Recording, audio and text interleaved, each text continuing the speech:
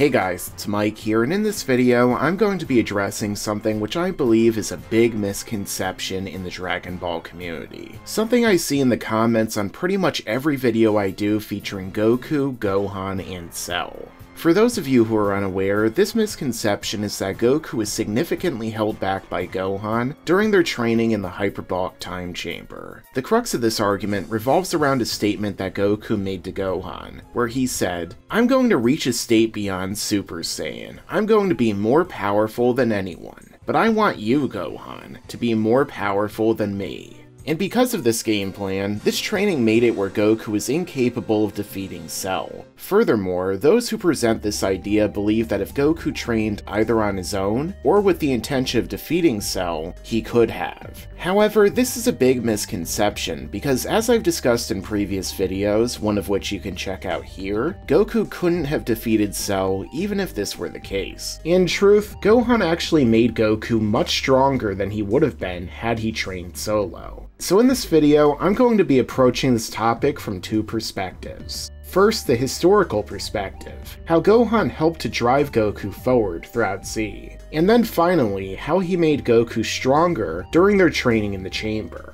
Now, when Gohan was first introduced in the story, it was made apparent that his character had a lot of pent-up power and hidden potential. This power was hidden because of Gohan's parentage and disposition. Gohan was raised by Chi-Chi, who instilled the idea of studies and career coming first before physical pursuits, such as martial arts. This and his father's lack of parental instincts led to him being far less inclined to want to fight, and as a result, not training.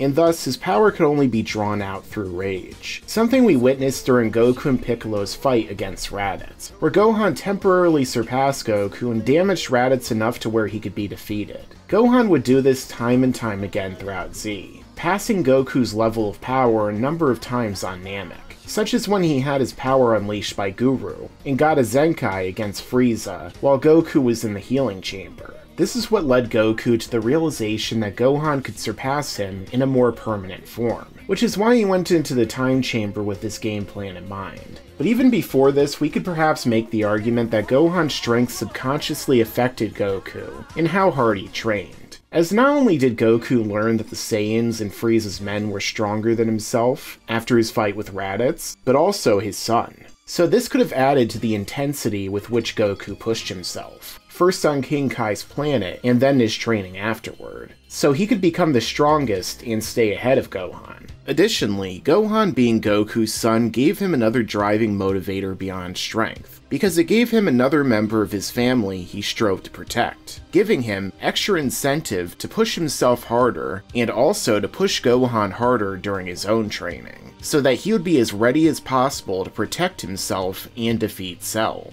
Furthermore, Goku trained with Gohan for 3 years before the androids arrived, including as a Super Saiyan, which we can see in this manga panel here. So even despite not being able to transform himself, Gohan could still keep up with his father to some degree, and was possibly stronger than his father in his base form. This leads back to their training in the time chamber. Now, Goku told Gohan that he wanted him to surpass Goku during the training, but this in no way means that he wouldn't be training as hard as he could as well. In fact, he needed to, because as we saw from the brief glimpses we got of their training, Gohan grew quickly, as he achieved Super Saiyan with far less difficulty than his father. Then he was able to master his Super Saiyan form along with Goku, who was only just figuring it out himself. But during this training, the untapped power began to bubble more and more to the surface, as Gohan learned to utilize it and bring it out willingly. This is where the intensity began to ramp up, as Gohan quickly scaled up to his father and then went even further past him. Now, as we've seen throughout Dragon Ball, when a weaker character trains with a stronger one, they tend to make massive gains in a short period of time. We saw this when the Z Fighters trained under Kami and Popo, going from the low hundreds to surpassing Raditz within a year, which was actually impressive back then. We also saw this with Piccolo, when he went from stronger than Frieza's second form, to stronger than him at 100%, as well as Android 20, in his 3 years of training with Goku. We also saw this when Vegeta trained with Whis, where Vegeta went from a little bit above Super Saiyan 3 Goku to Super Saiyan God level in 6 months. Even Tagoma got thousands to millions of times stronger in 4 months by being beaten endlessly and tortured by Frieza. But the most recent example that is closely related to this is Dragon Ball Super Broly, because Broly, much like Gohan, was a Saiyan with immense potential that had never been brought to the surface. But as he battled Vegeta and then Goku, his power released more and more, to where he went from base Goku level to competing with Gogeta in his Super Saiyan form, and even tanking some attacks from him as a Super Saiyan Blue. Now obviously, the situation with Gohan isn't this extreme. After all, the power scaling made a little more sense back then, but I think it works much in the same way. At first, Gohan wasn't on Goku's level, but as he unlocked Super Saiyan and began to spar intensely with his father, his power rose sharply, to the point where Goku is likely giving everything he had every single time they fought, just to keep up with his son. And while Gohan rose, so did Goku.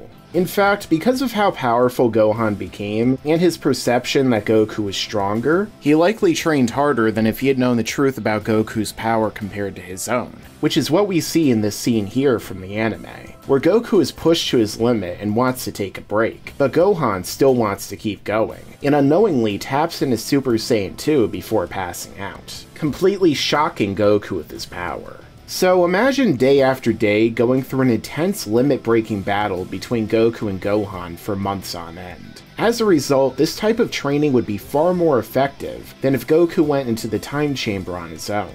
Even if he went in with the game plan that he would be the one defeating Cell and would tirelessly train for this objective, his training gains would be less than when he trained with Gohan, because he wouldn't have had someone constantly pushing him harder than he would normally go. Additionally, training gains on your own are normally less than if you train with a partner, even if they're weaker throughout. Just look at what happened with Vegeta when he went back into the time chamber without Trunks for the second time. Sure, he surpassed his prior power, and likely Goku's 50% that he felt when Goku powered up for Korin, but he was still far below Goku and Gohan. Even if Goku went into the chamber with Gohan with the plan that he would defeat Cell, Gohan would still surpass him because his potential is far greater. Something which was established about half-breeds all the way back in the Saiyan saga. Although there seem to be a number of misconceptions about half-breeds as well. Maybe I'll have to do another video about that too. So with this in mind, I think it's pretty clear that Goku chose the best game plan here. He intended for Gohan to surpass him and defeat Cell, not because he wanted to give his son a chance and pass the torch, but because he weighed the options and knew that Gohan was the best and only choice. That's what the final fight is all about. No one else stood a chance against Cell, even with 2 days in the time chamber. And I honestly believe that even if Goku went back into the time chamber, he still couldn't defeat Cell or surpass his son's full potential. After all, Goku trained for 7 years with a dead spiritual body in heaven under King Kai, and he was only stronger than Gohan once going Super Saiyan 2 and above. So that alone shows you that an alive Goku training on his own, or even with Gohan in the chamber for another year, likely wouldn't be enough. Gohan needed Cell to unlock his full potential, and that's why they didn't go back in. For as dumb as Super has made Goku seem, the man is a fighting genius, and his plan for the Cell games was a success for a reason, even if he messed up with regards to Gohan's mindset. But giving Cell a senzu bean was still the right choice, as I discussed in this video here. And I don't think this is too unbelievable. After all, Cell had the DNA of all the most powerful warriors up until then. Piccolo, Vegeta, Frieza, King Cold, and yes, even Goku. He was the perfect life form created to defeat Goku and conquer the universe. And Gohan's potential was established as above Goku since Z began.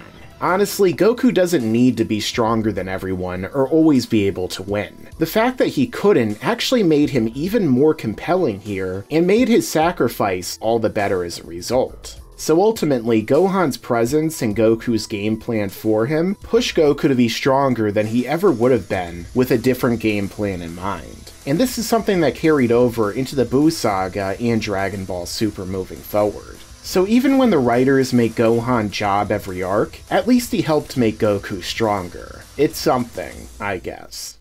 Hey guys, so before you go, I wanted to once again let you know that Laughingstock Media is now on Patreon. So to give you guys a better understanding of why I started this Patreon, I have a number of goals as a content creator on YouTube. One of them has been to bring my videos to a higher level and to incorporate more of my skills that I acquired during my time as a filmmaker into my channel. I also want to create my own custom animations, some of which may involve Harold, and bring in others to help me create even more content. However, with YouTube's recent and ongoing changes, this isn't something I can do with my current income alone. And that's something that goes up and down significantly depending upon the month, which makes it a lot harder for me to put out continuing content. So if you guys help support this channel on Patreon, not only will you be securing future videos to come, but allowing me to expand my content on here and on Laughingstock Cinema, so I can make the type of content I've always wanted to. Thousands of people watch my videos every week, and if each of you donated just $1, it would allow me to do all of this and more. And for those with a higher pledge, you'll be given a plethora of perks that I'll be increasing and adding to over time. So help support Laughingstock Media on Patreon. I would greatly appreciate it. With that being said, thanks for watching, and make sure to stick around, because there's a lot more to come in the future.